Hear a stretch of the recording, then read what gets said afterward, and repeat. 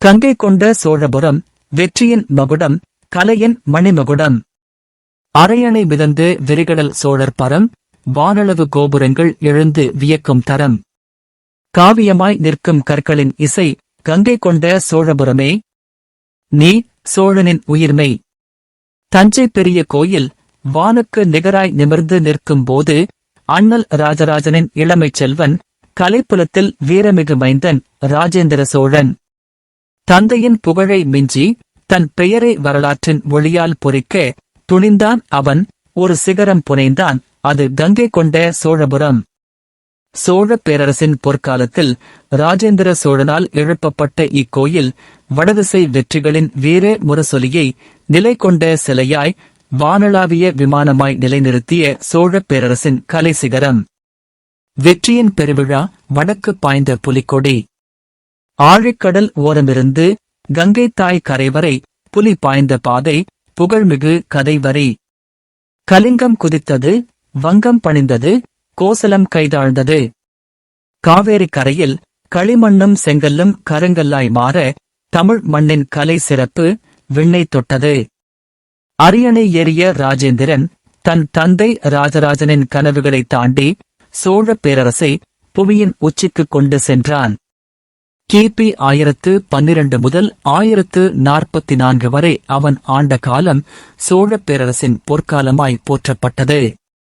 அவன் வாழ் தீண்டிய தேசங்கள் பல பல, கடல் கடந்து பாய்ந்த புலிக்கொடி, கடாரம் வரை வெற்றிக் கொடி நாட்டியது. ஆனால் அவன் சரித்திரத்தில் நீங்கா இடம் பிடித்தது வடதிசை படையெடுப்பாலேயே. தன் தளபதி ஆரியப்பன் தலைமையில் பெரும் படையை அனுப்பி கிபி 1019 கலிங்கம், வங்காளம், கோசலம், தண்டபுக்தி, வங்காளதேசம் போன்ற பகுதிகளை வென்று புனித கங்கை நதியின் நீரை தன்னுடன் கொண்டு வந்தான். கங்கை கொண்டான் எனும் தன் திருநாமத்தை நிலைநிறுத்த பழைய தலைநகராம் தஞ்சையினின்றும் சுமார் 70 கிலோமீட்டர் வடகிழக்கே கங்கை கொண்ட சோழபுரம் எனும் புதியதோர் தலைநகரை கண்டான். அங்கே தன் வீரத்தையும் இறை பக்தியையும் கலை வேட்கையையும் வெளிப்படுத்தும் விதமாய் விண்ணுயர ஒரு கோயிலை எடுத்தான். அது வெறும் ஆலயமன்று, ராஜேந்திரனின் புகழ் பாடும் கல்வெட்டு. சோழப் பேரரசின் அசைக்க முடியாத பெருமை தமிழர் கலையின் சிகரமென இன்றும் மிளிர்கிறது. காலம் கடந்தவன் கங்கை கொண்டான். புவி ஆண்டவன் புலிக்குச் சொந்தம்.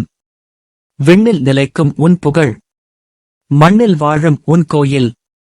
கட்டிடக்கலையின் பெருங்காவியம், தந்தையின் தடம், தனையனின் முத்திரை. மண் கல்லாய் மாற, கல் கவியாய் பேச, சிற்பி சுவடுகள் உயிர் பெற்று எழுந்தது. கோயில் அல்ல கவிதை, விமானம் அல்ல வானின் குடமுடைய சிகரம். கங்கை கொண்ட சோழபுரம் கோயில் ராஜேந்திரனின் தந்தையான ராஜராஜன் கண்ட தஞ்சை பெரிய கோயிலின் திராவிட கட்டிடக்கலை மரபை பின்பற்றியது. ஆயினும் அது தந்தையின் படைப்பின் பிரதி அல்ல, தனக்கே உரித்தான தனித்தன்மைகளையும் நுணுக்கங்களையும் தாங்கி நிற்கும் அற்புதம். விமானம் 180 அடி உயரம், சற்று உள்வளைந்த தோற்றம், குடகுடாய் எனும் கலை நுணுக்கத்துடன் காட்சியளிக்கிறது. இதன் அழகு தஞ்சையின் கம்பீரத்திலிருந்து வேறுபட்டு ஒருவித மென்மையை வெளிப்படுத்துகிறது. சிகரத்தில் ஒரே கல்லால் ஆன கலசம், இத்தனை நூற்றாண்டுகளுக்கு முன்னரே நூற்றுக்கணக்கான அடி உயரத்தில் கருங்கல்லை துல்லியமாக நிறுவிய சோழ பொறியாளர்களின் மதிநுட்பத்திற்கு இதுவே மாபெரும் சான்று. சிற்பங்களில் பாயும் உயிர், சரஸ்வதி தேவி, கங்காதரர், கங்கையை சடைமுடியில் தாங்கிய சிவபெருமான், அர்த்தநாரி, சிவனும் சக்தியும் பாதியாய் இணைந்த பேருருவம், சண்டிகேசுவரர் அனுக்கிரக மூர்த்தி, சண்டிகேசுவரருக்கு ஈசன் அருள் புரிந்த திருக்கோலம் மற்றும் நடராஜ பெருமானின் நர்த்தன காட்சிகள் என ஒவ்வொன்றும் ரசிக்க ரசிக்க திகட்டாத கலைக்காவியங்கள். இவை வெறும் சிற்பங்கள் அல்ல, கல்லில் பிறந்த புனித காவியங்கள், சோழர்களின் செதுக்கும் திறனுக்கு சிகரங்கள். கல்லில் ஒளி கொண்டு காவியம் படைத்தாய். கலையின் சிகரமே, கடல் கடந்த வேந்தனே. உன் புகழ் என்றும் உயர்வான சிற்பம். நீர் மேலாண்மையும் வெற்றியின் பேரடையாளங்களும். கங்கை நீர் கடந்து வந்தது, சோழ கங்கம் ஏரியில் உறைந்தது. கடவுள் அருளாய் வழிந்தது, கடந்த 1000 ஆண்டுகளுக்கும் வாழ்ந்தது. இத்திருக்கோயிலின் ஒவ்வொரு பகுதியிலும் ராஜேந்திரனின் நுண்ணறிவும் பெருங்கனவும் பதிந்திருக்கும். ராஜேந்திரனின் மிக முக்கியமான சாதனைகளில் ஒன்று, கோயிலுக்கு அருகிலேயே சோழகங்கம் எனும் மிகப்பெரிய செயற்கை ஏரியை குடைவித்தது. கங்கை நதியிலிருந்து கொண்டு வரப்பட்ட புனித நீரை இதில் ஊற்றினான் என்று வரலாற்றுப் பதிவுகள் கூறுகின்றன. இந்த ஏரி அன்று சோழர்களின் தேர்ந்த நீர் மேலாண்மை திறனுக்கும் வடதிசை படையெடுப்பின் முக்கியத்துவத்திற்கும் அழியாச் சான்றாய் இன்றும் திகழ்கிறது. வேளாண்மையையும் குடிநீர் தேவையையும் நிறைவு செய்த ஒரு பெரும் சாதனை அது. கோயில் வளாகத்தில் உள்ள சிம்மக் கிணறு சிங்கத்தின் வாயில் இருந்து நீர் வருவது போல் அழகிய சிற்ப வேலைப்பாடுகளுடன் அமைக்கப்பட்டுள்ளது. கங்கை நீர் இதில் ஊற்றப்பட்டு பக்தர்கள் புனித நீராக பருகினர். இது ராஜேந்திரனின் வெற்றியின் குறியீடாகவும் கங்கை நதியை தன் நாட்டிற்கு கொண்டு வந்ததன் கம்பீர அடையாளமாகவும் போற்றப்படுகிறது. நீர்வளம் காத்தாய், நிலவளம் பெருக்கினாய், குளங்கள் கண்டாய், குடிகள் போற்றினாய். கங்கை கொண்ட சோழா, நீ நிகரற்ற நீர்யானி. கருவறையின் இரகசியம், ஒளியின் நாடகம். ஒளி பாய்ந்தால் இருள் கலையும், கருவறை நடுவே சிவலிங்கம் பொலியும். விண்ணியல் வியப்பைச் சொல்வது சோழ கலைஞரின் சான்று. கங்கை கொண்ட சோழபுரத்தின் கருவறைக்குள் கால் பதிக்கும்போது ஒரு விதமான அமைதியும் கம்பீரமும் நம்மைச் சூழும். மூலவராக வீற்றிருக்கும் லிங்கப் பெருமான் மிகப்பெரிய திருமேனியாய் அருள்பாலிக்கிறார். கருவறைக்குள் விழும் வெளிச்சம் ஒரு குறிப்பிட்ட நேரத்தில் லிங்கத்தின் மீது விழுந்து ஒரு தெய்வீக ஒளியை பொழியும். இது வெறும் கட்டிடக்கலை அதிசயம் மட்டுமல்ல, அன்றைய சோழர்களின் விண்ணியல், கணிதவியல் மற்றும் கட்டிடக்கலை அறிவின் உச்சத்தை தமிழர்க்கு பறைசாற்றும் அற்புதச் சான்று. முகப்பில் வீற்றிருக்கும் பெரிய நந்தி பெருமான் கோயிலின் விமானத்தையும் கருவறையில் உள்ள மூலவரையும் நேராக நோக்கும் வகையில் துல்லியமாக அமைக்கப்பட்டுள்ளது. சூரியனின் கதிர்கள், கோயில் அமைப்பு, நந்தியின் நிலைப்பாடு மற்றும் விமானத்தின் நிழல் ஆகியவற்றை துல்லியமாக கணக்கிட்டு ஒரு குறிப்பிட்ட நேரத்தில் மூலவரின் மீது ஒளிப்படுமாறு சோழப் பெருங்கலைஞர்கள் இதை வடிவமைத்தனர். இது கட்டிடக்கலை மட்டுமல்லாமல் வானியல் அறிவின் முழுமையையும் பறைசாற்றும். அறிவியல் வளர்த்தாய், அற்புதங்கள் நிகழ்த்தினாய். கல்லில் வானை கண்ணில் கொண்டு வந்தாய். ராஜேந்திரா, உன் அறிவுச்சுடர் காலமெல்லாம் ஒளிரும். ஜனநாயகத்தின் முதல் விதை குடவோலை முறை. ஓலை ஒரு குடத்தில் விழும், வாக்கு ஒரு வரலாறு புனையும். கிராம சபை எழும், சோழ நாட்டின் ஜனநாயக இசை அதுவே. சோழப் பெருவேந்தர்கள் தங்கள் நிர்வாகத்தை வெறும் மையப்படுத்தப்பட்ட அரச அதிகாரத்துடன் நிறுத்திக் கொள்ளவில்லை. அவர்கள் உள்ளூர் நிர்வாகத்தில், குறிப்பாக கிராம நிர்வாகத்தில் ஜனநாயக கூறுகளை புகுத்தி உலகிற்கே ஒரு முன்மாதிரியாக திகழ்ந்தனர். இதற்குச் சான்று காஞ்சிபுரம் மாவட்டத்திலுள்ள உத்திரமேரூர் கல்வெட்டுகள் விரிவாக பகரும் குடவோலை முறை.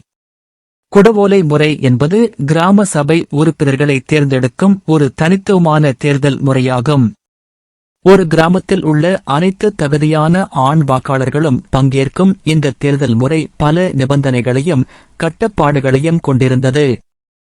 35 முதல் 70 வரை வயது வரம்பு, நிலம், வீடு, கல்வித் தகுதி, நேர்மை என தகுதிகள் வரையறுக்கப்பட்டன. ஓலைச்சீட்டுகளில் பெயர்களை எழுதி குடத்தில் இட்டு சிறுவர் ஒருவனைக் கொண்டு வாக்குகள் எடுக்கப்படும். இவ்வாறு தேர்ந்தெடுக்கப்பட்டவர்கள் ஓராண்டு காலம் சேவை புரிவார்கள். இம்முறை ஊழலை தடுக்கவும், அதிகாரம் ஒரு சிலர் கையில் குவிவதை தடுக்கவும் உதவியது. இம்முறையின் மூலம் தேர்ந்தெடுக்கப்பட்ட கிராம சபைகள் கிராமத்தின் வரி வசூல், நீதி நிர்வாகம், நீர்ப்பாசன வசதிகள், கோயில் நிர்வாகம், கல்வி என பல முக்கிய பணிகளை சுதந்திரமாக மேற்கொண்டன. இது சோழர்கள் எவ்வாறு பரவலாக்கப்பட்ட அதிகாரத்தையும் ஜனநாயக நெறிமுறைகளையும் போற்றினர் என்பதற்கு ஒரு சிறந்த சான்றாகும். சோழர்களின் இந்த குடவோலை முறை இன்றைய நவீன ஜனநாயக முறைகளுக்கு ஆயிரக்கணக்கான ஆண்டுகளுக்கு முன்னரே மக்கள் பிரதிநிதிகளை தேர்ந்தெடுக்கும் ஒரு முறையான அமைப்பை உலகுக்கு எடுத்துக்காட்டியது. இந்திய பிரதமர் உட்பட பல உலக தலைவர்களும் அறிஞர்களும் சோழர்களின் குடவோலை முறையை பண்டைய இந்தியாவின் ஜனநாயக மரபுகளுக்கு ஒரு சிறந்த சான்றாக பாராட்டியுள்ளனர். இது தமிழர்களின் நாகரிக சிறப்புக்கு ஒரு பெருமைமிகு எடுத்துக்காட்டு. மக்களை மதித்தாய், மாண்பு காத்தாய். குடவோலை தந்தாய், குடியரசு விதையிட்டாய். ராஜேந்திரா, நீ நீடித்த ஜனநாயக தூதுவன். 1000 ஆண்டுகளுக்குப் பின் மறுபிறப்பு. இன்று கங்கை கொண்ட சோழபுரம் ஒரு அமைதியான புனித தளமாக 1000 ஆண்டுகளுக்குப் பின்னும் அந்த கம்பீரம் இழக்காமல் நிற்கிறது. யுனெஸ்கோ பாரம்பரிய சின்னமாக தமிழரின் நாகரிக பெருமையை பறைசாற்றுகிறது. ராஜேந்திர சோழனின் தென்கிழக்கு ஆசியாவிற்கான புகழ்பெற்ற கடல்சார் பயணத்தின் 1000 ஆண்டுகளையும் சோழர் காலத்தின் கட்டிடக்கலை அற்புதமான கங்கை கொண்ட சோழபுரம் கோயிலின் கட்டுமான தொடக்கத்தையும் நினைவுகூர்கிறது. இந்த மாமன்னரை கௌரவிக்கும் வகையில் இந்திய பிரதமர் திரு மோடி ஒரு சிறப்பு நினைவு நாணயத்தை வெளியிட்டார். தனது உரையின் போது சோழ வம்சத்தை பாராட்டிய பிரதமர் மோடி, தமிழ்நாட்டில் மன்னர்களான ராஜராஜ சோழன் மற்றும் அவரது மகன் ராஜேந்திர சோழனின் பிரம்மாண்ட சிலைகள் நிறுவப்படும் என்றும் அறிவித்தார். மேலும் சோழர்களின் தலைசிறந்த நீர் மேலாண்மை முறைகள், குறிப்பாக சோழகங்கம் போன்ற பிரம்மாண்டமான ஏரிகள் மற்றும் பாசன வசதிகள் என்றும் நமக்கு வழிகாட்டும் அரிய உதாரணங்கள் என்றும் பிரதமர் தனது உரையில் சுட்டிக்காட்டினார். இது சோழப் பெருவேந்தர்களின் புகழ் காலந்தோறும் நிலைத்திருக்கும் என்பதற்கோர் சான்று. கற்களில் கனவுகள் பொறிக்கப்பட்டால் அவை நித்தியமாய் நிலைக்கும். சோழர்கள் செய்ததைப் பார், காலத்தை வென்ற கம்பீரக் காவியம் கங்கை கொண்ட சோழபுரம். காலம் கடந்தவன், கலை வளர்த்தவன், ஜனநாயகத்தின் ஜாம்பவான், நீர் மேலாளன். ராஜேந்திர சோழா, உன் கீர்த்தி என்றும் வாழ்க. சோழ மன்னர்களைப் பற்றியும் அவர்களது பிரம்மாண்டமான கலைப்படைப்புகள் குறித்தும் மேலும் எங்களது மற்ற பதிவுகளைக் காணவும் எங்களை ஊக்கப்படுத்தும் விதத்திலும் சப்ஸ்கிரைப் செய்து எங்களது பிளேலிஸ்டில் உள்ளவற்றை காணுங்கள். நன்றி.